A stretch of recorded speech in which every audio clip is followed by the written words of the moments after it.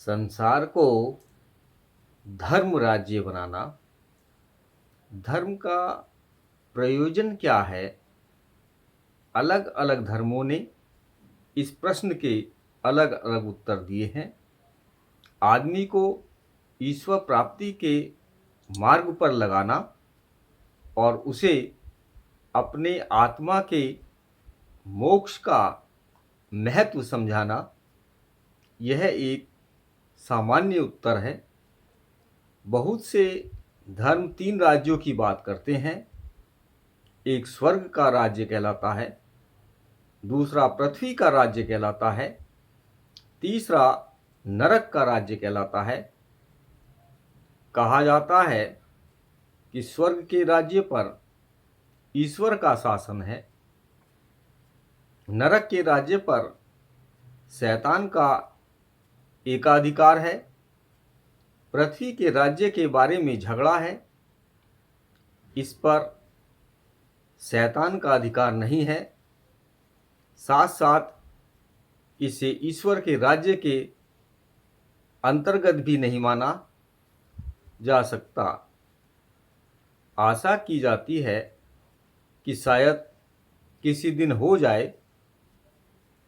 कुछ धर्मों में माना जाता है कि स्वर्ग का राज्य धर्म राज्य है, क्योंकि वहाँ ईश्वर का सीधा शासन है।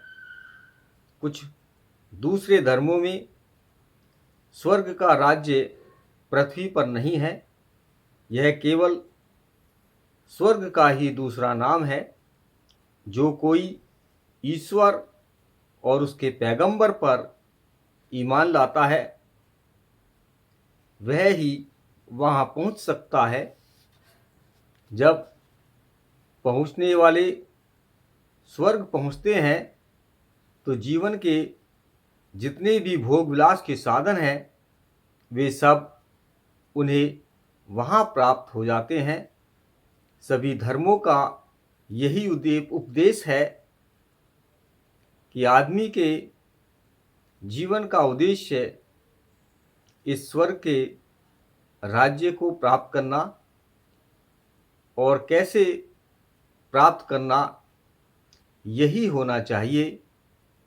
धर्म का उद्देश्य क्या है? इस प्रश्न का बुद्ध ने सर्वथा भिन्न उत्तर दिया है। भगवान बुद्ध ने लोगों को यह नहीं कहा कि उनके जीवन का उद्देश्य किसी काल्पनिक स्वर्ग की प्राप्ति होना चाहिए।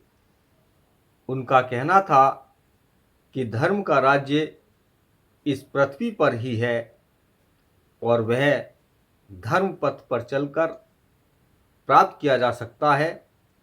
उन्होंने लोगों से कहा कि यदि तुम अपने दुख का अंत करना चाहते हो तो हर किसी को दूसरों के साथ न्याय संगत, धर्म संगत व्यवहार करना होगा, तभी यह पृथ्वी धर्म का राज्य बन सकेगी।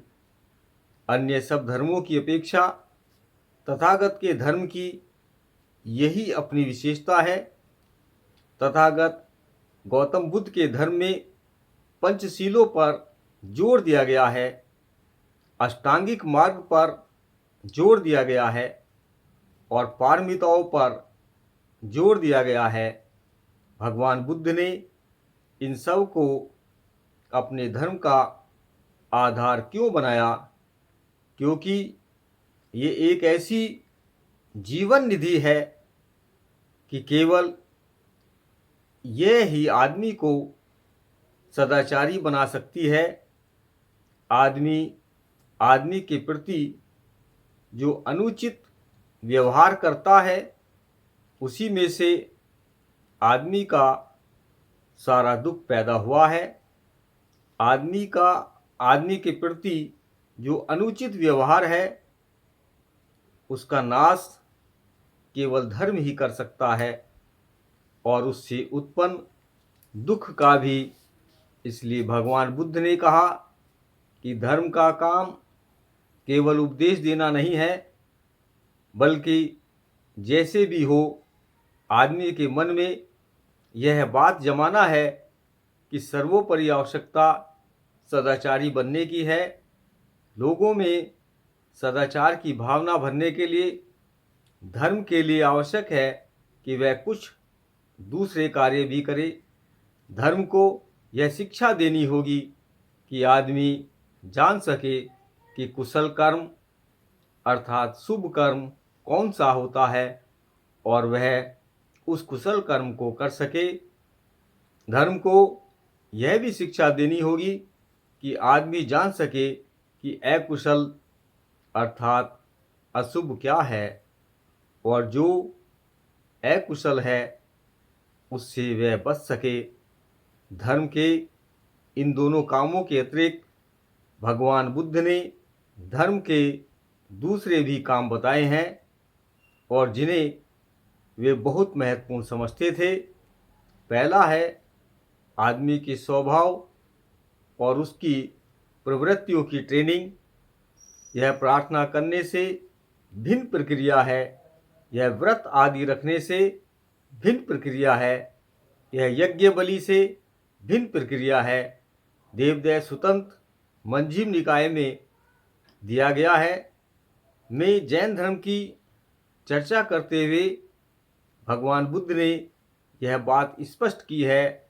जैन धर्म के संस्थापक माने जाने वाले तीर्थकर महावीर का कहना था कि व्यक्ति जो कुछ भी सुख या दुख का अनुभव करता है यह सब उसके पूर्व जन्म के कर्मों का परिणाम होता है।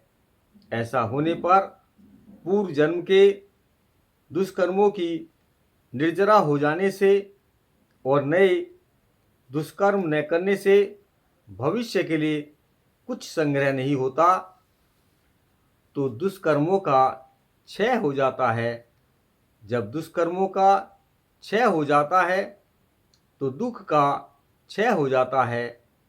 जब दुख का क्षय हो जाता है तो सुख दुख अनुभव करने की शक्ति, वेदना का क्षय हो जाता है। जब वेदना का क्षय हो जाता है तो सारे दुख का मूलोच्छेद हो जाता है। यही निगंठनाथ की शिक्षा जैन धर्म थी। इस पर तथागत बुद्ध ने यह प्रश्न किया, क्या तुम जानते हो कि यहाँ की और अब ही अकुशल प्रवृत्तियों का मूलोच्छेद हो गया और कुशल प्रवृत्ति की स्थापना हो गई? उत्तर था नहीं। तब बुद्ध ने आपत्ति की, तो पूर्व दुष्कर्मों की निर्जरा से और नए दुष्कर्मों के भी न करने से क्या लाभ है? यदि चित्त को इसका अभ्यास नहीं है कि वह अकुशल प्रवृत्ति को कुशल प्रवृत्ति में बदल सके, उनके मत में किसी भी धर्म की यह सबसे भारी कमी थी। शुभ प्रवृत्ति या शुभ संस्कार ही किसी के स्थायी रूप से अच्छा बने रहने की सबसे बड़ी गारंटी है। यही कारण है कि बुद्ध ने चित्त की साधना को प्रथम स्थान दिया है, जो कि संस्कारों को सुधारने का ही दूसरा नाम है।